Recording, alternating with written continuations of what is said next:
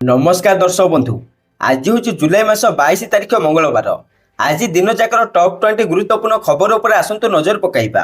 Video को शेष पर्यंत देखंतु। मात्र किछि समय मध्य जानीपर आज दिनर संपूर्ण खबर। ता पूर्व चैनल नुआ थिले चैनल को सब्सक्राइब करी रखंतु। एमिति प्रतिदिन लाटेस्ट न्यूज सर्वप्रथम देखिबा पाई। तेबे आसतु संपूर्ण खबर उपर नजर पकाइबा। आजिर प्रथम खबर, रेभेन्सा पुणी रैगिंग, 10 छात्रों को हॉस्टेल छाड़ निर्देश। सेपटे कटक स्थित रेभेन्सा ईस्ट हॉस्टेल री रैगिंग अभियोग होता बेले 10 छात्रों को हॉस्टेल छाड़ निर्देश दि जाइए। यूजी प्रथम वर्ष छात्रों को तृतीय वर्ष छात्र कर रैगिंग, जहाँफल आंटी रैगिंग पक्षर नि पदक्षेप। आगुरी यही घटना अनेक थर देखा मिली, जो अनेक पदक्षेप किंतु तापर रैगिंग कमुना। परवर्ती खबर, एसबीआई ग्राहक मान बड़ खबर, कारण एसबीआई सोशल मीडिया एक्स रे यूपीआई सर्विस को नहीं एक पोस्ट करिछि। सेवार बाधा एवं निर्धारित रक्षणाबेक्षण जोगु बैंकर डिजिटल ट्रांजैक्शन प्लाटफॉर्म यूपीआई उपर प्रभाव पड़वा जाउछि। तेणु यही विषय में एसबीआई तार ग्राहक मान अवगत करिछि जे 2025 मसीहा जुलाई 22 तारिख रे निर्धारित रक्षणाबेक्षण जोगु यूपीआई सेवागुड़िक राति 12:15 ରୁ 1 घंटा पर्यंत बंद रहिबो। अर्थात यही समय मध्य आपण यूपीआई माध्यम टंका कारोबार करें नहीं। एसबीआई उपभोक्ता माने निर्धारित समय डिजिटल पेमेंट पाई यूपीआई लाइट सेवा व्यवहार करें। परवर्ती खबर, जोगाण मंत्री बड़ घोषणा, प्लास्टिक नुहे बरम कांच बोतल तेल दे पारिबे पेट्रोल पंप। सेपटे बालेश्वर फकीर मोहन कॉलेज घटना पर राज्य जोगाण विभाग एक बड़ निर्देशनामा जारी करथिले। एथिरे कहुला कि कौन सी पेट्रोल पंप ग्राहकों को बोतल तेल दे पारिबे नहीं। हेले 2 दिन पर यह निर्देशनामा परिवर्तन करिछि जोगाण विभाग। आज जोगाण विभाग मंत्री कृष्णचंद्र पात्र कहते कि पेट्रोल पंप गुड़िक प्लास्टिक बोतल नुहे बरम काच बोतल ग्राहकों को पेट्रोल और डीजेल दे पारिबे। जोगाण मंत्री नुआ निर्देश मुताबक प्लास्टिक रे पेट्रोल बिक्री हेब नहीं। जो माने नीति विरुद्ध रे जिबे सेमानक उपर एक्शन निया जिवो। यह सहित रास्ता घाट रे प्लास्टिक रे पेट्रोल बिक्री कार्यानुष्ठान हेब। बाहर बिक्री रोकिबा पई चढ़ाऊ हेब। पेट्रोल पंप संघ जोगाण मंत्री बैठक पर यह निष्पत्ति निया जाइछि। एने समस्त जिलापाल को निर्देश दिया। अधिकारी निर्देश बाहर बिना लाइसेंस पेट्रोल बिक्री कले व्यवसायी लाइसेंस बातिल कर। परवर्ती खबर, स्वास्थ्य मंत्री बड़ घोषणा, सेपटे सरकारी कार्यर समीक्षा बेले स्वास्थ्य मंत्री मुकेश महालिंग सोमवार एक बड़ घोषणा करिसेंती। केन्द्रापड़ा एक मेडिकल कॉलेज प्रतिष्ठा हेबो बोली मंत्री सूचना देइछंती। सरकार टॉप 21 एजेंडा भितर यह स्थान पाई सारिछि। सरकार देइथिबा प्रतिश्रुति पालन नहीं प्रतिश्रुतिबद्ध बोली मंत्री प्रकाश करिसेंती। अन्य पक्षे विभिन्न दाबी नहीं आसंता 24 तारिख रे केन्द्रापड़ा बंद डाकरा देइछंती विरोधी। परवर्ती खबर, क्रीड़ा जगत में पुणी लगिला कलंकर छिटा, कारण जाजपुर जड़े नाबालिका हॉकी खेलाड़ी को तांको निज कोच असदाचरण एवं दुष्कर्म करथिबा भली एक सांघातिक अभियोग सामना को आसीछि। पीड़िता परिवार पक्षर थाना रे लिखित अभियोग पर जाजपुर टाउन पुलिस तुरंत कार्यानुष्ठान ग्रहण करी मुख्य अभियुक्त हॉकी कोच को उठाई नहीं पचराउचर आरंभ करिछि। सेपटे अभियोग अनुଯାयी गत जुलाई मास 3 तारिख संध्यार अभियुक्त कोच और तांकर जड़े सहयोगी मिसी नाबालिका खेलाड़ी जन को रास्तार जोर जबरदस्त उठाई नहीं पर तांको एक लॉज को नहीं सेठारे तांको सहित दुष्कर्म करा जायथिबा पीड़िता निज इत्तलारे दर्शाइछंती। एही घटना पर पीड़िता पक्षरु कोचों समेत मोट 3 जनक नाँ जाजपुर टाउन थाना रे इत्तला दिया जायथिला। एथिरे भित्ति करी पुलिस तदंत प्रक्रिया को जोरदार करने सह मुख्य अभियुक्त कोच को हेफाजत को नहीं। अन्य अभियुक्त मान धरिबा पई पुलिस विभिन्न स्थान रे चढ़ाऊ जारी रखिछि बोली खबर मिली। परवर्ती खबर, 2006 मुंबई सीडीएल ट्रेन विस्फोरण मामला, 12 अभियुक्त दोषमुक्त। 2006 मुंबई ट्रेन विस्फोरण मामला बॉम्बे हाईकोर्ट बड़ राय। 19 वर्ष पर निर्दोष खलास हेले 12 अभियुक्त। स्वतंत्र टाटा कोर्ट द्वारा दोषी सब्यस्त होइथिबा 12 अभियुक्त को निर्दोष खलास करिसेंते हाईकोर्ट। एमानक मध्यरु 5 जन को पूर्व मृत्युदंड दिया जाइथिला बेली 7 जन को आजीवन कारादंड दिया जाइथिला। हाईकोर्ट समस्त को निर्दोष घोषणा कर जेल तुरंत मुक्त करने को निर्देश देइछंती। 2006 मुंबई समेत पूरा देश को दोहलाई देइथिबा ट्रेन विस्फोरण में 189 जनक मृत्यु होइथिला और 800 रु अधिक लोक आहत होइथिले। बॉम्बे हाईकोर्ट स्वतंत्र बेंच विचारपति जस्टिस अनिल किलोर और जस्टिस श्यामचंदन मामलार शुणाणी करी एपरी राय देइछंती। रायर खंडपीठ कहते उपयुक्त प्रमाण देवार सरकारी वकिल विफल होइछंती। केवल सन्देह छड़ा सरकारी वकिल कौन प्रकार प्रमुख प्रमाण उपस्थापन कर परवर्ती खबर तमिलनाडु मुख्यमंत्री एमके स्टालिन असुस्थ जारी रही चिकित्सा। तमिलनाडु मुख्यमंत्री एमके स्टालिन गतकाली सकाळे मॉर्निंग वॉक करबा बेले असुस्थ अनुभव करबा परे चेन्नईर आपोलो हॉस्पिटल भर्ती होइछंती। हॉस्पिटल एक आधिकारिक विवृत्ति अनुसार 72 वर्षीय मुख्यमंत्री को तांका लक्षण गुड़िकर मूल्यांकन पर भर्ती करा जायछि एवं आवश्यक रोग निर्णय पर परीक्षा निरीक्षा करा जाउछि बोली सूचना मिली। आपोलो हॉस्पिटल डाक्टरी सेवा निर्देशक डॉक्टर अनिल विजी एक विवृत्ति में कहते तमिलनाडु मुख्यमंत्री श्री एमके स्टालिन आज मॉर्निंग वॉक समय सामान्य चक्र अनुभव करथिले। तांको लक्षण गुड़िकर मूल्यांकन पर चेन्नई ग्रीम्स रोड स्थित आपोलो हॉस्पिटल भर्ती करा जायछि। आवश्यक रोग निर्णय परीक्षा करा जाउछि। अन्यपटे डीएमके जारी करिथिबा सूचना मुताबक मुख्यमंत्री अवस्था स्थिर थिबा जणा पड़िछि। परवर्ती खबर एणिके स्कूल सीसीटीवी कैमेरा बाध्यतामूलक। सेपटे central board of secondary education CBSE छात्र छात्री निरापत्ता को आहरी सुदृढ़ करने एक गुरुत्वपूर्ण पदक्षेप ग्रहण करिछि। बोर्ड तार अनुबंधित स्कूल गुड़िक नूतन निरापत्ता निर्देशिका जारी करिछि, जेउथिरे समस्त स्कूल उच्च रिजोल्यूशन और ऑडियो विजुअल रेकर्डिंग सहित सीसीटीवी कैमेरा लगाइबा बाध्यतामूलक करा जायछि। एही निर्देशिका अनुसार स्कूल प्रवेश और प्रस्थान द्वार लॉबी कॉरिडोर सीढ़ी श्रेणीगृह लाइब्रेरी कैंटीन स्टोर रूम एवं खेल पड़िया आदि साधारण अंचल सीसीटीवी कैमेरा लगाइबा को एडवाइजरी जारी करा जायछि। तेबे टॉयलेट और वाशरूम को एथुर बाद दिया जायछि। परवर्ती खबर सरकार का बड़ निष्पत्ति एबे यूपीआई माध्यम यूजर्स नहीं पारिबे गोल्ड लोन उठाई पारिबे एफडी। यूपीआई माध्यम पेमेंट करिबार नियम रे एक बड़ परिवर्तन करिछि कॉर्पोरेशन ऑफ इंडिया। एबे व्यवहारकारी माने यूपीआई माध्यम रे जे कोनसी स्थान को सुना ऋण व्यवसाय ऋण एवं एफडी राशि पठाई पारिबे। ऋण अकाउंट को यूपीआई अकाउंट सहित मध्य लिंक करि पारिबे। यह साहाय्य आपण पेटीएम फोन पे गूगल पे भली क्रेडिट कार्ड व्यवसाय ऋण पर्यंत पेमेंट करि पारिबे। एही नियम 1 सेप्टेम्बर 2025 रु कार्यकारी हेबो। तेबे ही पेमेंट करिबार उपाय को अधिक सहज एवं सुरक्षित करिबा पई एनपीसीआई संप्रति अनेक गुरुत्वपूर्ण निष्पत्ति नेइछि। परवर्ती खबर बलंगा घटना पछर शैतान किए 50 घंटा पर भी पुलिस हाथ खाली। सेपटे बलंगा नाबालिका पोड़ी घटना पछरे किए एभली प्रश्न सभी मन में उंकी मारुछि। तदंतकारी टीम घटनास्थल बुलुछंती सीसीटीवी जांच करुछंती किंतु ए पर्यंत उत्तर खोजी पाइबारे विफल पुलिस और crime branch team Delhi AIIMS रे जीवन मरण सहित संघर्ष करुछंती बलंगा नाबालिका। शरीरर 75 भाग जलिबा परी जंत्रणा छटपट होउछंती। स्वतंत्र डाक्टर दल नाबालिका चिकित्सा करुछंती हेले पीड़िता को जारी थिबा नृशंसक पता पाउनी पुलिस। खोद police DG IG Puri SP परी क्राइम सीन को जाई घांटुची क्राइम ब्रांच। हेले विटंबनार विषय ए पर्यंत ना अभियुक्त मिलुछंती ना पूरा घटनाक्रम सामना को आसी पारुछि। क्राइम ब्रांच टीम सत जानिबा को नाबालिका सांग उ गाँ लोक पचरा उचरा करुछि। अन्यपटे बीजेडी एक टीम एम्स रे पीड़िता को भेटी दोषी विरुद्ध कड़ा कार्यानुष्ठान दाबी करिछि। परवर्ती खबर राजस्व मंत्री बड़ घोषणा दलाल मुक्त हेब रेजिस्ट्री ऑफिस। सेपटे मंत्री कहते एबे भी दलाल मुक्त होइनी रेजिस्ट्री ऑफिस। लोकों ठारू पॉजिटिव फीडबैक आसी किंतु किछि अव्यवस्था रही।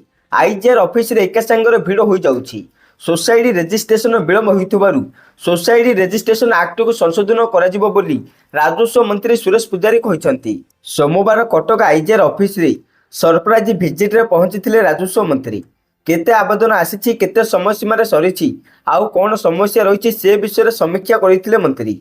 एआई कंट्रोल रूम रे समीक्षा करबा सह साधारण लोकों मतामत नैथिले। एही अवसर रे मंत्री कहिसंती जे विभिन्न रजिस्टर ऑफिस को किछि लोक बारंबार आसुछंती सेमानकर उद्देश्य महत्व नुहे बोली संदेह करिसंती मंत्री। संपूर्ण दलाल मुक्त करने को आगामी दिन में पदक्षेप नियाजिबो। यह सहित सरकारी काम में विलंब कली अधिकारी फाइन लागिबो। किछि अधिकारी कार्य विलंब करुछंती सेमानकु आईन अनुसार जरिमाना पकाइबाकू मंत्री सरप्राइज भिजिट बेले निर्देश देइछंती। परवर्ती खबर मेरा राशन 2.0 आपनक राशन कार्ड वर्तमान आपनक स्मार्टफोन रे। सेपटे डिजिटल इंडिया अभियान रे आउ एक पाद आगु को बढ़ाई भारत सरकार मेरा राशन 2 मोबाइल एप्लिकेशन रो शुभारंभ करिसंती। एही ऐप जरिए राशन कार्डधारी माने निज मोबाइल फोन को ही राशन कार्ड भाव में व्यवहार करिपारिबे एवं अनेक सुविधार लाभ उठाई पारिबे। One nation one ration card योजना रे अंश भाव ଏହି ଆପ୍ ଖାଦ୍ୟ ସୁରକ୍ଷା କ୍ଷେତ୍ରରେ ସ୍ୱଚ୍ଛତା ଏବଂ ସୁବିଧା ଆଣିବା ପାଇଁ ଲକ୍ଷ୍ୟ ରଖିଛି। ଏହାଦ୍ୱାରା ରାସନ କାର୍ଡଧାରୀମାନେ ଦେଶର ଯେକୌଣସି ସ୍ଥାନରୁ ସରକାରୀ ବଣ୍ଟନ ବ୍ୟବସ୍ଥା PDS ମାଧ୍ୟମରେ ନିଜର ପ୍ରାପ୍ୟ ଖାଦ୍ୟଶସ୍ୟ ପାଇପାରିବେ। ସେପଟେ ଏହି ଆପ୍କୁ ଆପଣମାନଙ୍କ ସ୍ମାର୍ଟଫୋନର ଗୁଗଲ ପ୍ଲେ ଷ୍ଟୋରରୁ ସହଜରେ ଡାଉନଲୋଡ୍ କରିପାରିବେ। ଡାଉନଲୋଡ୍ କରିବା ପରେ ଆପଣଙ୍କୁ ନିଜର ଆଧାର ନମ୍ବର ଦେଇ ପଞ୍ଜୀକରଣ କରିବାକୁ ପଡ଼ିବ। ପରବର୍ତ୍ତୀ ଖବର, ସ୍କୁଲ ଉପରେ ଖସିଲା ଜେଟ୍, ପାଇଲଟ ମୃତ, ଅନେକ ଛାତ୍ର ମୃତାହତ ହୋଇଥିବା ଆଶଙ୍କା। ମଙ୍ଗଳବାର ବାଂଲାଦେଶ ଏୟାରଫୋର୍ସର ଏକ F-87B GI ଫାଇଟର ଜେଟ୍ ଦୁର୍ଘଟଣାଗ୍ରସ୍ତ ହୋଇଛି। ଉଡ଼ାଣ ଆରମ୍ଭ କରିବାର କିଛି ସମୟ ପରେ ଏହି ବିମାନଟି ଢାକାର ଏକ ସ୍କୁଲ ବିଲ୍ଡିଂ ଉପରେ ଖସି ପଡ଼ିଥିଲା। ଦୁର୍ଘଟଣାରେ ପାଇଲଟଙ୍କ ମୃତ୍ୟୁ ହେବା ସହିତ ଅନେକ ଛାତ୍ରଙ୍କର ମୃତ୍ୟୁ ହେବାର ଆଶଙ୍କା କରାଯାଉଛି। ଦୁର୍ଘଟଣା କିପରି ଘଟିଲା ସେ ବିଷୟରେ ଏପର୍ଯ୍ୟନ୍ତ କୌଣସି ସୂଚନା ମିଳିନାହିଁ। ଜାତୀୟ ଗଣମାଧ୍ୟମ ରିପୋର୍ଟ ଅନୁସାରେ ଯେଉଁ ଫାଇଟର ଜେଟ୍ଟି ଦୁର୍ଘଟଣାଗ୍ରସ୍ତ ହୋଇଛି ତାହାକୁ ଚୀନ ବାଂଲାଦେଶ ପାଇଁ ତିଆରି କରିଥିଲା। ତେବେ ଘଟଣାସ୍ଥଳରେ ଉଦ୍ଧାର କାର୍ଯ୍ୟ ଜାରି ରହିଛି। ବାଂଲାଦେଶୀ ଗଣମାଧ୍ୟମ ଅନୁସାରେ ଏହି F-87B GI ଏକ ତାଲିମ ବିମାନ। ପରବର୍ତ୍ତୀ ଖବର, ସ୍କୁଲ ସ୍ତରରେ UIDAIର ନୂଆ ଅଭିଯାନ ଯୋଜନା। 7 କୋଟି ଶିଶୁଙ୍କ ବାୟୋମେଟ୍ରିକ ଅପଡେଟ୍ ହେବ। ସେପଟେ unique identification authority of India ଶିଶୁଙ୍କ ଆଧାର କାର୍ଡ ଅପଡେଟ୍ କରାଇବା ଲାଗି ସ୍କୁଲ ସ୍ତରରେ ଏକ ଅଭିଯାନ ଆରମ୍ଭ କରିବାକୁ ଯୋଜନା ରଖିଛି। ସାରା ଦେଶରେ 5 ବର୍ଷରୁ ଉର୍ଦ୍ଧ୍ୱ 7 କୋଟି ଶିଶୁଙ୍କ ଆଧାର ବାୟୋମେଟ୍ରିକ ଡାଟା ଅପଡେଟ୍ କରାଯିବ। ଏଥିରେ ଶିଶୁଙ୍କ ଆଙ୍ଗୁଠି ଛାପ, ଆଖିର ସ୍କାନିଂ ଏବଂ ଫଟୋ ସାମିଲ ରହିଛି। ଆଉ ଏସବୁ କାମ ସ୍କୁଲରେ ମାତାପିତାଙ୍କ ସହମତିରେ ହେବ। 2 ମାସରେ ଏହି ଅଭିଯାନ ଆରମ୍ଭ ହେବାର ଢେର ସମ୍ଭାବନା ରହିଛି। ଆଉ ଏବେ 5 ବର୍ଷରୁ କମ୍ ଶିଶୁଙ୍କ ଆଧାର ବିନା ବାୟୋମେଟ୍ରିକରେ ପ୍ରସ୍ତୁତ ହେଉଛି। 5 ବର୍ଷ ପରେ ଆଙ୍ଗୁଠିର ଛାପ, ଆଖିର ସ୍କାନିଂ ଏବଂ ଫଟୋ ଅପଡେଟ୍ କରାଇବା ଜରୁରୀ। ଏହା ନ କଲେ ଆଧାର ନିଷ୍କ୍ରିୟ ହୋଇପାରେ। ସ୍କୁଲରେ ନାମଲେଖା, ସ୍କଲାରସିପ୍ କିମ୍ବା ସରକାରୀ ଯୋଜନାର ଲାଭ ନେବାର ସମସ୍ୟା ହେବ। UIDAI ପ୍ରତି ଜିଲ୍ଲାକୁ ବାୟୋମେଟ୍ରିକ ମେସିନ୍ ପଠାଇବ। ଏହାଦ୍ୱାରା ସ୍କୁଲ ଗୁଡ଼ିକରେ ଶିଶୁଙ୍କ ଡାଟା ଅପଡେଟ୍ କରାଯିବ। 2 ମାସରେ ଅଭିଯାନ ଆରମ୍ଭ ହୋଇ ଏହାକୁ ବ୍ୟାପକ କରାଯିବ। 5ରୁ 7 ବର୍ଷ ଶିଶୁଙ୍କ ଲାଗି ଡାଟା ଅପଡେଟ୍ କରାଇବା ମାଗଣା ରହିବ। 7 ବର୍ଷରୁ ଉର୍ଦ୍ଧ୍ୱ ବୟସର ଶିଶୁଙ୍କୁ 100 ଟଙ୍କା ଚାର୍ଜ ଲାଗିବ। 15 ବର୍ଷରେ ଆଉ ଥରେ ଆଧାରକୁ ଅପଡେଟ୍ କରାଇବାକୁ ପଡ଼ିଥାଏ। ପରବର୍ତ୍ତୀ ଖବର, ଲୋକସଭାରେ ପ୍ରବଳ ହଙ୍ଗାମା, ଦିନ 2ଟା ଯାଏଁ ଗୃହ ମୁଲତବୀ। ଦେଶର ମୌସୁମୀ ଅଧିବେଶନର ପ୍ରଥମ ଦିନରେ ଗୃହ ସରଗରମ ହୋଇଥିଲା ବେଳେ ବିରୋଧୀ ଦଳ ମଧ୍ୟରେ ଦେଖାଦେଇଛି ଅସନ୍ତୋଷ। ଗୃହରେ କହିବାକୁ ସୁଯୋଗ ମିଳୁନଥିବା ଅଭିଯୋଗ ଆଣିଛନ୍ତି ବିରୋଧୀ। ଅପରେସନ ସିନ୍ଦୁର ଏବଂ ପହଲଗାମ ଉପରେ ଚର୍ଚ୍ଚା ଚାଲିଥିଲା ବେଳେ ଦେଖାଦେଇଥିଲା ହୋହାଲ୍ଲା ପରିସ୍ଥିତି। ଗୃହରେ ହଙ୍ଗାମା ହେବାରୁ ଲୋକସଭାକୁ ଦିନ 2ଟା ଯାଏଁ ମୁଲତବୀ ଘୋଷଣା କରାଯାଇଛି। ତେବେ ପୂର୍ବରୁ ମଧ୍ୟ 12ଟା ଯାଏଁ ମୁଲତବୀ ଘୋଷଣା କରାଯାଇଥିଲା। ମୌସୁମୀ ଅଧିବେଶନର ପ୍ରଥମ ଦିନରୁ ହିଁ ଗତକାଲି 2 ଥର ଗୃହ ମୁଲତବୀ ହୋଇଛି। ସେପଟେ ପ୍ରବଳ ବିରୋଧ ଯୋଗୁଁ ଗୃହ ମୁଲତବୀ ହେବା ପରେ ଗୃହ ବାହାରେ ପ୍ରତିକ୍ରିୟା ରଖିଛନ୍ତି ଲୋକସଭାର ବିରୋଧୀ ଦଳ ନେତା ରାହୁଲ ଗାନ୍ଧୀ। କହିଛନ୍ତି ସରକାର ଗୃହ ଭିତରେ ବିରୋଧୀଙ୍କ ସ୍ୱରକୁ ଚାପିବାକୁ ଚେଷ୍ଟା କରୁଛନ୍ତି। ଯେଉଁଠି ପ୍ରତିରକ୍ଷା ମନ୍ତ୍ରୀଙ୍କୁ ଗୃହରେ କହିବାକୁ ଅନୁମତି ଦିଆଯାଉଛି ସେଠାରେ କିନ୍ତୁ ବିରୋଧୀଙ୍କୁ ବା ବିରୋଧୀ ଦଳ ନେତାଙ୍କୁ କହିବାକୁ ଅନୁମତି ଦିଆଯାଉ ନାହିଁ। ଏହା ଏକ ନୂତନ ଧାରା। ପରବର୍ତ୍ତୀ ଖବର, ଖାଦ୍ୟ ପାଇଁ ଅପେକ୍ଷା କରିଥିଲେ, ଇସ୍ରାଏଲ ସେନା ଚଳାଇଲା ଗୁଳି, 67 ପାଲେଷ୍ଟାଇନଙ୍କ ମୃତ୍ୟୁ। ସେପଟେ ମାସ ମାସ ଧରି ଚାଲୁଥିବା ଯୁଦ୍ଧ ଗାଜାରେ ଧ୍ୱଂସଲୀଳା ରଚିଛି। ଧନଜୀବନ ନଷ୍ଟ ହୋଇଛି, ଭୋକରେ ଡହଳ ବିକଳ ହେଉଛନ୍ତି ଲୋକେ। ରିଲିଫ ସାମଗ୍ରୀକୁ ଅପେକ୍ଷା କରି ରହିଥିଲା ବେଳେ ଇସ୍ରାଏଲ ହମଲାରେ 67 ପାଲେଷ୍ଟାଇନଙ୍କ ମୃତ୍ୟୁ ହୋଇଛି। ସୂଚନା ଅନୁସାରେ ରବିବାର ଉତ୍ତର ଗାଜାରେ ଇସ୍ରାଏଲ ସେନାର ଫାୟାରିଂରେ ରିଲିଫ ସାମଗ୍ରୀ ପାଇଁ ଅପେକ୍ଷା କରି ରହିଥିବା 67 ପାଲେଷ୍ଟାଇନଙ୍କ ମୃତ୍ୟୁ ହୋଇଛି। ମୃତକଙ୍କ ମଧ୍ୟରେ ମହିଳା ଓ ଶିଶୁ ମଧ୍ୟ ରହିଛନ୍ତି। ଏନେଇ ଗାଜା ସ୍ୱାସ୍ଥ୍ୟ ମନ୍ତ୍ରାଳୟ ଏହି ଘଟଣାର ପୁଷ୍ଟି କରି କହିଛି। ପରବର୍ତ୍ତୀ ଖବର, ଗୁଜରାଟରେ ଭୂମିକମ୍ପ ଝଟକା, ଥରିଲା ଆଲାସ୍କା, ତାଜିକିସ୍ତାନ। 6.2 ତୀବ୍ରତା ରେକର୍ଡ। ବିଗତ ଦିନରେ ଦେଶର ବିଭିନ୍ନ ସ୍ଥାନରେ ଭୂମିକମ୍ପ ଅନୁଭୂତ ହେଉଛି। ରବିବାର ରାତି 9:47ରେ ଗୁଜରାଟର କଚ୍ଛରେ ଭୂମିକମ୍ପ ଝଟକା ଅନୁଭୂତ ହୋଇଛି। ରିକ୍ଟର ସ୍କେଲରେ ଭୂମିକମ୍ପର ତୀବ୍ରତା 4.0 ଥିଲା। ଏହାର କେନ୍ଦ୍ରସ୍ଥଳ ଖାବଠାରୁ 20 କିଲୋମିଟର ପୂର୍ବ ଦକ୍ଷିଣ ପୂର୍ବରେ ଅବସ୍ଥିତ ଥିଲା। ଏହି ଭୂମିକମ୍ପରେ ଏପର୍ଯ୍ୟନ୍ତ କୌଣସି ଜୀବନ କିମ୍ବା ସମ୍ପତ୍ତି କ୍ଷତିର ଖବର ନାହିଁ, କିନ୍ତୁ ଏହା ଲୋକଙ୍କୁ ଆତଙ୍କିତ କରିଛି। କଚ୍ଛରେ ଗତ 3 ଦିନ ମଧ୍ୟରେ ତୃତୀୟ ଥର ପାଇଁ ଭୂମିକମ୍ପ ହୋଇଛି। ଲଗାତାର ଭୂମିକମ୍ପ ହୋଇଥିବାରୁ ପ୍ରଶାସନ ଲୋକମାନଙ୍କୁ ସତର୍କ ରହିବାକୁ ପରାମର୍ଶ ଦେଇଛି। ସେହିପରି ରବିବାର ସକାଳେ ତାଜିକିସ୍ତାନରେ ମଧ୍ୟ ଲୋକମାନେ ଭୂମିକମ୍ପର ଝଟକାରେ ଭୟଭୀତ ହୋଇଯାଇଥିଲେ। ଭୋର ପ୍ରାୟ 4:43ରେ ଭୂମିକମ୍ପ ହୋଇଥିଲା। ରିକ୍ଟର ସ୍କେଲରେ ଏହାର ତୀବ୍ରତା 4.6 ଥିଲା। ଏହା ପୂର୍ବରୁ ତାଜିକିସ୍ତାନରେ ହୋଇଥିବା ଭୂମିକମ୍ପର ତୀବ୍ରତା 4.0 ଥିଲା। ପରବର୍ତ୍ତୀ ଖବର, ରାଜ୍ୟ ଛାତ୍ର କଂଗ୍ରେସ ସଭାପତି ଉଦିତ ପ୍ରଧାନ ଗିରଫ। ଜଣେ ଛାତ୍ରୀଙ୍କୁ କୋଲ୍ଡଡ୍ରିଙ୍କ୍ସରେ ନିଶାଦ୍ରବ୍ୟ ଦେଇ ଏକ ହୋଟେଲରେ ବଳପୂର୍ବକ ଦୁଷ୍କର୍ମ କରିଥିବା ଅଭିଯୋଗରେ ବନ୍ଧାଇଲେ ଉଦିତ। ଏନେଇ ଛାତ୍ରୀ ଜଣକ ମଞ୍ଚେଶ୍ୱର ଥାନାରେ FIR ଦେଇଛନ୍ତି। ସେପଟେ ଏତଲା ମୁତାବକ ଓଡ଼ିଶା ଛାତ୍ର କଂଗ୍ରେସ ସଭାପତି ଉଦିତ ପ୍ରଧାନ ତାଙ୍କୁ ଥଣ୍ଡା ପାନୀୟରେ ମଦ ମିଶାଇ ପିଇବାକୁ ଦେଇଥିଲେ।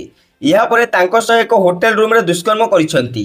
ଏହି ଅଭିଯୋଗ ଆଧାରରେ ମଞ୍ଚେଶ୍ୱର ଥାନା ପୁଲିସ ତଦନ୍ତ ଆରମ୍ଭ କରିଛି ଓ ଅଭିଯୁକ୍ତ ଉଦିତ ପ୍ରଧାନଙ୍କୁ ଗିରଫ କରିଛି। ପରବର୍ତ୍ତୀ ଖବର, ବୋତଲରେ ଆଉ ଦିଆଯିବନି ପେଟ୍ରୋଲ। କାରଣ ରାଜ୍ୟରେ ସାମ୍ପ୍ରତିକ ଘଟଣାକୁ ଦେଖି ଜୁଲାଇ 21ରେ ଆଉ ଖୋଲାରେ ପେଟ୍ରୋଲ ଦିଆଯିବ ନାହିଁ ବୋଲି କହିଛନ୍ତି ପେଟ୍ରୋଲିୟମ ଡିଲର୍ସ ଆସୋସିଏସନ ସଭାପତି ଶଶାଙ୍କ ଶେଖର। ପେଟ୍ରୋଲ ପମ୍ପରେ କେବଳ ଗାଡ଼ିରେ ହିଁ ପେଟ୍ରୋଲ ଦିଆଯିବ। ନିୟମ ଥିଲେ ମଧ୍ୟ ପେଟ୍ରୋଲ ପମ୍ପରେ ଏହା ପାଳନ ହେଉନଥିଲା। ସେପଟେ ବାଲେଶ୍ୱରର ବଳଙ୍ଗା ଘଟଣା ପରେ ପେଟ୍ରୋଲିୟମ ଡିଲର୍ସ ଆସୋସିଏସନ ଏହି ନିଷ୍ପତ୍ତି ନେଇଛି। ଫଳରେ ଏବେ ଆଉ କେହି ବି ବୋତଲ ନେଇକି ଗଲେ ପେଟ୍ରୋଲ ପମ୍ପରେ ପେଟ୍ରୋଲ କିମ୍ବା ଡିଜେଲ ମିଳିବ ନାହିଁ। ସେପଟେ ସଂଘ ପକ୍ଷରୁ କୁହାଯାଇଛି ଯେ ପେଟ୍ରୋଲ ପମ୍ପରେ ବୋତଲ ଉପରେ କଡ଼ା କଟକଣା ରହିବ। ଏନେଇ ଗତକାଲି ସଂଘର ମିଟିଂ ରହିଛି। ବୈଠକରେ ହୋଇଥିବା ନିଷ୍ପତ୍ତି ଅନୁସାରେ କେବଳ ସାମ୍ପୁଲ ଓ ଗାଡ଼ିରେ ପେଟ୍ରୋଲ ଦେବାକୁ ନିୟମ କରାଯାଉଛି। ତେଣୁ କୌଣସି ପରିସ୍ଥିତିରେ ବୋତଲରେ ତେଲ ଦିଆଯିବ ନାହିଁ। ଅତି ଆବଶ୍ୟକ ପରିସ୍ଥିତିରେ ପେଟ୍ରୋଲ କ୍ରେତାଙ୍କ ଆଧାର କାର୍ଡ ଜେରକ୍ସ ରଖି ପେଟ୍ରୋଲ ଦିଆଯିବ। ଏହା ସହିତ ପେଟ୍ରୋଲ ପମ୍ପ କର୍ମଚାରୀଙ୍କୁ ମଧ୍ୟ ନିୟମ ପାଳନ କରିବାକୁ କଡ଼ା ନିର୍ଦ୍ଦେଶ ଦିଆଯାଇଛି। ଗ୍ରାହକମାନଙ୍କୁ ମଧ୍ୟ ନିୟମ ପାଳନ କରି କେବଳ ଗାଡ଼ିରେ ପେଟ୍ରୋଲ ଭରିବାକୁ ଅନୁରୋଧ କରାଯାଇଛି। ପରବର୍ତ୍ତୀ ଖବର, ରାଜ୍ୟ ସରକାରଙ୍କ ବଡ଼ ଘୋଷଣା, ଗାଁ ଦାଣ୍ଡ ରାସ୍ତାର ବିକାଶ ହେବ। ପଞ୍ଚାୟତ ବ୍ଲକରୁ ସଂଯୋଗ କରୁଥିବା ରାସ୍ତାକୁ ପିଚୁ କରାଯିବ। ଯେଉଁ ରାସ୍ତାଗୁଡ଼ିକ ପିଚୁ ହୋଇନଥିବ ତୁରନ୍ତ ଉନ୍ନତିକରଣ କାମ ଆରମ୍ଭ ହେବ। ଏଥିପାଇଁ ପ୍ରତି ବିଧାନସଭା ନିର୍ବାଚନ ମଣ୍ଡଳୀକୁ 2ଟି ଆର୍ଥିକ ବର୍ଷ ପାଇଁ 2 କୋଟି ଲେଖାଏଁ ଅନୁମୋଦନ କରିଛନ୍ତି ସରକାର। ଗ୍ରାମାଞ୍ଚଳରେ ଥିବା 142ଟି ନିର୍ବାଚନୀ ମଣ୍ଡଳୀକୁ ଏ ସ୍ୱତନ୍ତ୍ର ପାଣ୍ଠି ମିଳିବ। ପ୍ରଥମ ବର୍ଷ ପାଣ୍ଠିରେ 20ଟି ରାସ୍ତାର ନବୀକରଣ କରାଯିବ। ରାସ୍ତା ନବୀକରଣ ପାଇଁ ସର୍ବନିମ୍ନ 5 ଲକ୍ଷ ଲେଖାଏଁ ଏଷ୍ଟିମେଟ୍ କରିବାକୁ ଗ୍ରାମ୍ୟ ଉନ୍ନୟନ ବିଭାଗ ନିଷ୍ପତ୍ତି ନେଇଛି। ରାଜ୍ୟର ଗ୍ରାମାଞ୍ଚଳରେ ଏବେ ବହୁ ରାସ୍ତାର ଅବସ୍ଥା ଶୋଚନୀୟ ହୋଇ ପଡ଼ି ରହିଛି। ରାଜ୍ୟ ସରକାର ଗମନାଗମନକୁ ଗୁରୁତ୍ୱ ଦେଉଥିଲା ବେଳେ ଗ୍ରାମାଞ୍ଚଳର ଜନସାଧାରଣଙ୍କ ପାଇଁ ପିଚୁ ରାସ୍ତା କରିବାକୁ ଅଣ୍ଟା ଭିଡ଼ିଛନ୍ତି। ପରବର୍ତ୍ତୀ ଖବର, ଓଡ଼ିଶାରେ ରେଳ ଭିତ୍ତିଭୂମିର ଅଭୂତପୂର୍ବ ବିକାଶ ହୋଇଛି କହିଲେ ରେଳମନ୍ତ୍ରୀ। କାରଣ ଚଳିତ ବର୍ଷ ବଜେଟରେ ଓଡ଼ିଶା ପାଇଁ 10,599 କୋଟି ଟଙ୍କା ପ୍ରଦାନ କରାଯାଇଥିବା କେନ୍ଦ୍ର ରେଳ ଏବଂ ଜଳଶକ୍ତି ରାଷ୍ଟ୍ରମନ୍ତ୍ରୀ ଭି ସୋମନ୍ନା କହିଛନ୍ତି। ରବିବାର ସେ ପୁରୀ ରେଳ ଷ୍ଟେସନର ରୂପାନ୍ତରଣ ଏବଂ ପୁନର୍ବିକାଶ କାର୍ଯ୍ୟ ଅନୁଧ୍ୟାନ କରି କହିଛନ୍ତି, ରେଳ ଭିତ୍ତିଭୂମିର ଆଧୁନିକୀକରଣ ପାଇଁ କେନ୍ଦ୍ର ସରକାର ପ୍ରତିବଦ୍ଧତା ଉପରେ ଗୁରୁତ୍ୱ ଦେଉଛନ୍ତି। ସେ ଆହୁରି କହିଛନ୍ତି, 2009ରୁ 2014 ମଧ୍ୟରେ ଓଡ଼ିଶାକୁ ମିଳିଥିବା ରେଳ ଅନୁଦାନ ଠାରୁ 12.5 ଗୁଣା ବୃଦ୍ଧି କରାଯାଇଛି। ରାଜ୍ୟର 59ଟି ରେଳ ଷ୍ଟେସନକୁ 2,379 କୋଟି ଟଙ୍କା ବ୍ୟୟରେ ପୁନର୍ବିକାଶ କରାଯାଉଛି। ଏବେ ପ୍ରାୟ 80,000 କୋଟିରୁ ଅଧିକ ମୂଲ୍ୟର ରେଳ ପ୍ରକଳ୍ପ ରାଜ୍ୟରେ ଚାଲୁ ରହିଛି। କେନ୍ଦ୍ରମନ୍ତ୍ରୀ ବନ୍ଦେ ଭାରତ ଏକ୍ସପ୍ରେସ୍ ଭଳି ଆଧୁନିକ ଟ୍ରେନ୍ର ପ୍ରଚଳନ ବିଷୟରେ କହିଛନ୍ତି ଯେ ବର୍ତ୍ତମାନ ଓଡ଼ିଶାର ପ୍ରମୁଖ ଅଂଶକୁ ବନ୍ଦେ ଭାରତ ଏକ୍ସପ୍ରେସ୍ ସଂଯୋଗ କରୁଛି। ପରବର୍ତ୍ତୀ ଖବର, ଆଜି ନିର୍ବାଚନ ବିଗୁଲ ଫୁଙ୍କିବେ ମମତା ବାନାର୍ଜୀ। ପଶ୍ଚିମବଙ୍ଗରେ ଆସନ୍ତା ବର୍ଷ ହେବାକୁ ଥିବା ବିଧାନସଭା ନିର୍ବାଚନ ପୂର୍ବରୁ ମୁଖ୍ୟମନ୍ତ୍ରୀ ତଥା ତୃଣମୂଳ କଂଗ୍ରେସ ସୁପ୍ରିମୋ ମମତା ବାନାର୍ଜୀ ଆଜି କୋଲକାତାରେ ଧର୍ମତଲା ଅଞ୍ଚଳରେ ଦଳର ବାର୍ଷିକ ଶହୀଦ ଦିବସ ରାଲିକୁ ସମ୍ବୋଧିତ କରିବେ, ଯାହା ଉପରେ ସମସ୍ତଙ୍କର ନଜର ରହିଛି। ପ୍ରତିବର୍ଷ ପରେ ଏହି ରାଲିରେ ରାଜ୍ୟରୁ ଲକ୍ଷ ଲକ୍ଷ କର୍ମୀ ଏବଂ ସମର୍ଥକଙ୍କ ଭିଡ଼ ଜୁଟିବ ବୋଲି ବିଶ୍ୱାସ କରାଯାଉଛି। ମମତା ଏହି ମଞ୍ଚରୁ ନିର୍ବାଚନ ବିଗୁଲ ଫୁଙ୍କି ବିରୋଧୀଙ୍କ ବିରୁଦ୍ଧରେ ଲଢ଼େଇ ଏବଂ 2026 ପାଇଁ ନିର୍ବାଚନ ରଣନୀତି ଘୋଷଣା କରିବେ। ଏହା ଆଗାମୀ ବିଧାନସଭା ନିର୍ବାଚନ ପୂର୍ବରୁ ମମତାଙ୍କ ସବୁଠାରୁ ବଡ଼ ରାଲି ହେବ। ରାଜନୈତିକ ବିଶ୍ଳେଷକମାନେ କହିଛନ୍ତି ଯେ ବିଧାନସଭା ନିର୍ବାଚନ ପୂର୍ବରୁ ମମତା ବଙ୍ଗଳା ପରିଚୟକୁ ଏକ ପ୍ରସଙ୍ଗ କରିବା ଆରମ୍ଭ କରିଛନ୍ତି। ମମତା ଅଭିଯୋଗ କରିଛନ୍ତି ଯେ ବିଜେପି ଶାସିତ ରାଜ୍ୟଗୁଡ଼ିକରେ ବଙ୍ଗଳାମାନଙ୍କୁ ଟାର୍ଗେଟ କରାଯାଉଛି। ପରବର୍ତ୍ତୀ ଖବର, ଖୋଲିଲା 46ଟି ମିଶ୍ରଣ ସ୍କୁଲ। ରାଜ୍ୟର ମିଶ୍ରଣ ପରେ ବନ୍ଦ ହୋଇଥିବା ସ୍କୁଲ ମଧ୍ୟରୁ ରାଜ୍ୟ ସରକାର 46ଟିକୁ ତାଲା ଖୋଲିଛନ୍ତି। ଆଉ 4ଟି ସ୍କୁଲ ଖୁବ୍ ଶୀଘ୍ର ଖୋଲିବାକୁ ଯାଉଛି ବୋଲି ବିଦ୍ୟାଳୟ ଓ ଗଣଶିକ୍ଷା ବିଭାଗ ପକ୍ଷରୁ ସୂଚନା ମିଳିଛି। ପୂର୍ବ ସରକାରଙ୍କ ସମୟରେ ଛାତ୍ରଛାତ୍ରୀଙ୍କ କମ୍ ଉପସ୍ଥାପନ ଥିବା ରାଜ୍ୟରେ ପ୍ରାୟ 7,551ଟି ବିଦ୍ୟାଳୟକୁ ନିକଟସ୍ଥ ବିଦ୍ୟାଳୟରେ ମିଶ୍ରଣ କରାଯିବାକୁ ନିଷ୍ପତ୍ତି ହୋଇଥିଲା। ଏହାକୁ ସେତେବେଳେ ଭାଜପା ସମେତ ବିଭିନ୍ନ ମହଲରୁ ତୀବ୍ର ବିରୋଧ କରାଯାଇଥିଲା। ଏହାଦ୍ୱାରା ସ୍କୁଲରେ ଡ୍ରପ୍ ଆଉଟ୍ ହାର ବଢ଼ିବ। ବିଶେଷ କରି ଦୁର୍ଗମ ଅଞ୍ଚଳରେ ଛାତ୍ରଛାତ୍ରୀ ଶିକ୍ଷାଦାନ ଠାରୁ ବଞ୍ଚିତ ହୋଇଥିବା ଅଭିଯୋଗ ଉଠିଥିଲା। ହେଲେ ତତ୍କାଳୀନ ସରକାର ଏ ଦିଗରେ ଠୋସ ପଦକ୍ଷେପ ଗ୍ରହଣ କରିନଥିଲା ବେଳେ ଏବେ ଭାଜପା ସରକାର ଏହାକୁ ଗୁରୁତ୍ୱର ସହ ନେଇ ବନ୍ଦ ହୋଇଥିବା ସ୍କୁଲଗୁଡ଼ିକୁ ପୁଣି ଖୋଲିବା ପ୍ରକ୍ରିୟା ଆରମ୍ଭ କରିଛନ୍ତି। ସେପଟେ ଓଡ଼ିଶା ବିଦ୍ୟାଳୟ ଶିକ୍ଷା କାର୍ଯ୍ୟକ୍ରମ ପ୍ରାଧିକରଣ ଓସପାର ତଥ୍ୟ ଅନୁସାରେ ସରକାରଙ୍କ ନିଷ୍ପତ୍ତି କ୍ରମେ ସ୍କୁଲଗୁଡ଼ିକର ଭିତ୍ତିଭୂମିକୁ ସଜଡ଼ା ଯାଇ ତୁରନ୍ତ ଖୋଲିବାକୁ ବ୍ୟବସ୍ଥା କରାଯାଉଛି। ପରବର୍ତ୍ତୀ ଖବର, ଯଦି ଏପରି କରିବେ ତେବେ ମିଳିବନି ଇପିଏଫ୍ଓ ପେନ୍ସନ୍ ଟଙ୍କା। କର୍ମଚାରୀ ଭବିଷ୍ୟନିଧି ସଂଗଠନ ଇପିଏଫ୍ଓ ଅଧୀନରେ ଥିବା ଇପିଏସ୍ ମାଧ୍ୟମରେ ଲକ୍ଷ ଲକ୍ଷ କର୍ମଚାରୀ ଅବସର ପରେ ନିୟମିତ ପେନ୍ସନ୍ର ସୁବିଧା ପାଇଥାନ୍ତି। କିନ୍ତୁ ଏହି ପେନ୍ସନ୍ ପାଇବା ପାଇଁ କିଛି ନିୟମ ପାଳନ କରିବା ଜରୁରୀ। ଯଦି ଆପଣ ଏହି ନିୟମଗୁଡ଼ିକୁ ଅଣଦେଖା କରନ୍ତି ତେବେ ଆପଣଙ୍କୁ ପେନ୍ସନ୍ ସୁବିଧାରୁ ବଞ୍ଚିତ ହେବାକୁ ପଡ଼ିପାରେ। ତେବେ ଜାଣନ୍ତୁ କେଉଁ ଭୁଲ ଏଡ଼ାଇବା ଦରକାର ଏବଂ ପେନ୍ସନ୍ ସୁନିଶ୍ଚିତ କରିବା ପାଇଁ କ'ଣ କରିବେ। ଦେଖନ୍ତୁ, ଆପଣଙ୍କୁ ଯଦି ଇପିଏଫ୍ଓର ପେନ୍ସନ୍ ସୁବିଧା ଦରକାର, ତେବେ ଏମ୍ପ୍ଲୟିଜ୍ ପେନ୍ସନ୍ ସ୍କିମ୍ ଇପିଏସ୍ ଫଣ୍ଡକୁ କୌଣସି ପରିସ୍ଥିତିରେ ଉଠାଇବା ଉଚିତ ନୁହେଁ। ଅନେକ କର୍ମଚାରୀ ଚାକିରି ବଦଳାଇବା ସମୟରେ କିମ୍ବା ଅନ୍ୟ ଆର୍ଥିକ ଆବଶ୍ୟକତା ପାଇଁ ନିଜର ପ୍ରୋଭିଡେଣ୍ଟ ଫଣ୍ଡ ପିଏଫ୍ ସହିତ ଇପିଏସ୍ ଫଣ୍ଡ ମଧ୍ୟ ଉଠାଇ ନିଅନ୍ତି। ଏପରି କଲେ ଆପଣଙ୍କ ପେନ୍ସନ୍ ଯୋଗ୍ୟତା ନଷ୍ଟ ହୋଇଯାଏ। ଇପିଏସ୍ ଫଣ୍ଡକୁ ସୁରକ୍ଷିତ ରଖିବା ଦ୍ୱାରା ଆପଣ 50 ବର୍ଷ ବୟସ ପରେ ନିୟମିତ ପେନ୍ସନ୍ ପାଇପାରିବେ। ପରବର୍ତ୍ତୀ ଖବର, ବିଦ୍ୟୁତ ସେବା ମାନକ ଉପରେ ମତାମତ ଦେବେ ଉପଭୋକ୍ତା। ସେପଟେ ଓଡ଼ିଶା ବିଦ୍ୟୁତ ନିୟାମକ ଆୟୋଗ OERC ପ୍ରଥମ କରି ଏଭଳି ଗୁରୁତ୍ୱପୂର୍ଣ୍ଣ ନିଷ୍ପତ୍ତି ନେଇଛନ୍ତି। ବିଦ୍ୟୁତ ଆବଣ୍ଟନ କମ୍ପାନୀର ବିଦ୍ୟୁତ ସେବା ଏବଂ ଭିତ୍ତିଭୂମି ସମ୍ପର୍କରେ ଆସିଥିବା ଅଭିଯୋଗଗୁଡ଼ିକ ଉପରେ ଉପଭୋକ୍ତା ମତାମତ ରଖିବେ। OERC ଗତ 18 ତାରିଖରେ ଏକ ସାଧାରଣ ବିଜ୍ଞପ୍ତି ମାଧ୍ୟମରେ ଓଡ଼ିଶାର ସମସ୍ତ 1 କୋଟି ଉପଭୋକ୍ତାମାନଙ୍କ ଠାରୁ ମତାମତ ଆହ୍ୱାନ କରିଛନ୍ତି। ଉପଭୋକ୍ତାଙ୍କ ମତାମତ ଦେବା ପାଇଁ ପ୍ରାୟ 1 ମାସ ପ୍ରଦାନ କରାଯାଇଛି। ଅର୍ଥାତ୍ ଉପଭୋକ୍ତାମାନେ ସାଧାରଣ ବିଜ୍ଞପ୍ତି ଅନୁସାରେ ନିଜର ଅଭିଯୋଗକୁ ଆସନ୍ତା ଅଗଷ୍ଟ 16 ତାରିଖ ମଧ୍ୟରେ ସିଧାସଳଖ OERCରେ ଦାଖଲ କରିବେ। ନିଜ ଅଞ୍ଚଳରେ ବିଦ୍ୟୁତ ସେବା କିପରି ଅଛି, ମାସକୁ ହାରାହାରି କେତେ ଥର ଓ କେତେ ଘଣ୍ଟା ପାଇଁ ବିଦ୍ୟୁତ କଟୁଛି, ଭୋଲ୍ଟେଜ କିପରି ଅଛି, କେତେ ଦୂରରେ ଟ୍ରାନ୍ସଫର୍ମର ବସିଛି, ଲାଇନ ଖମ୍ବ ଓ ଟ୍ରାନ୍ସଫର୍ମର କେତେ ପୁରୁଣା ଏବଂ କିପରି ଅବସ୍ଥା ଅଛି, ନିକଟରେ ଥିବା ବିଦ୍ୟୁତ ସେକ୍ସନ ଅଫିସ ଉପଭୋକ୍ତାଙ୍କ ଅଭିଯୋଗକୁ କିପରି ଓ କେତେ ସମୟରେ ସମାଧାନ କରୁଛି, ବିଦ୍ୟୁତ ବିଲ୍ ଛଡ଼ା ଆଉ କେଉଁ ବାବଦରେ ଅର୍ଥ ଭରଣା କରିବାକୁ ପଡ଼ୁଛି, ବିଦ୍ୟୁତ ବିଲ୍ ଠିକ୍ ସମୟରେ ଆସୁଛି କି ନାହିଁ, ମିଟର ସମସ୍ୟା, ବିଦ୍ୟୁତ କର୍ମଚାରୀଙ୍କ ସାଧୁତା, ନୂଆ ଲାଇନ ସମସ୍ୟା ତଥା ପଡ଼ୋଶୀ ଗ୍ରାମ କିମ୍ବା ପଡ଼ାରେ ଲାଇନ ଅଛି କି ନାହିଁ ଆଦି ଉପରେ ଉପଭୋକ୍ତା ମତାମତ ଦେଇପାରିବେ। ଉପଭୋକ୍ତା ଇମେଲ କିମ୍ବା ସ୍ପିଡ୍ ପୋଷ୍ଟ OERCଙ୍କୁ ମତାମତ ପଠାଇ ତାହାର ଗୋଟିଏ ନକଲ ନିଜର ଆବଣ୍ଟନ କମ୍ପାନୀକୁ ପ୍ରେରଣ କରିବେ। ଜନଶୁଣାଣି ଦିନ ଆଭାସୀ ମାଧ୍ୟମରେ କିମ୍ବା ବ୍ୟକ୍ତିଗତ ଭାବେ OERC କାର୍ଯ୍ୟାଳୟରେ ଉପସ୍ଥିତ ରହି ଆୟୋଗଙ୍କୁ ମତାମତ ଦେଇପାରିବେ।